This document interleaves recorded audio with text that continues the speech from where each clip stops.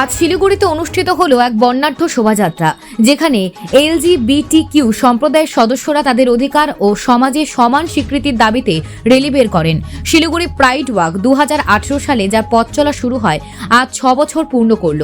তারা সমাজের মধ্যে সচেতনতা সৃষ্টি করতে এবং সমকামীদের অধিকার আদায়ের একযোগে লড়াই চালিয়ে যাচ্ছে।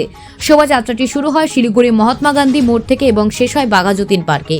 রঙিন পোশাকে সুসজ্জিত অংশগ্রহণকারীরা হাতে প্ল্যাকার্ড নিয়ে তাদের দাবি তুলে ধরেন। শোভাযাত্রায় শহরের মানুষদের আগ্রহ ছিল নজর কাড়া।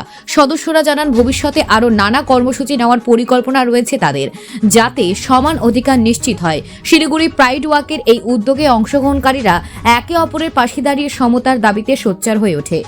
Bureau report, news prime Times. আমার নাম বোধিসত্ত্ব এবং এটা শিলিগুড়ি প্রাইড ওয়াক প্রত্যেক বছর আমরা বার করি। এটা শিলিগুড়ি প্রাইড ওয়াকে আমরা এসেছি সবাই। র্যালিটা হয় LGBTQIA+ কমিউনিটির জন্য।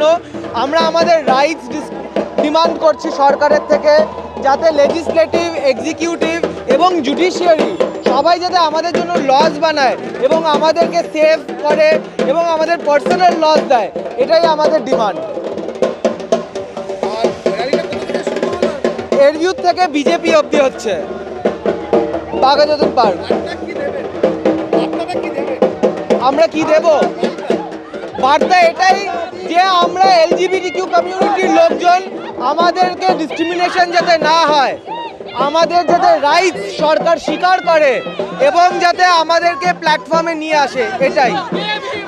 আমার নাম সুমি দাস, আমি কুচবিহার থেকে এসেছি। আজকে আমাদের একটা ইকুয়ালিটির বার্তা, সমাজে যে আমরাও এক্সিস্ট করি, এটা আমাদের একটা অস্তিত্বের লড়াই এবং আমাদের অধিকার, বিভিন্ন দাবি দেওয়া যেটা এখনো আছে, এর জন্য আমরা রাস্তায় হেঁটে যাচ্ছি। চক্রবর্তী, আমরা এয়ারভিউ মোড শুরু করেছি, আমরা বাঘাযতীন পার্ক অবধি যাব।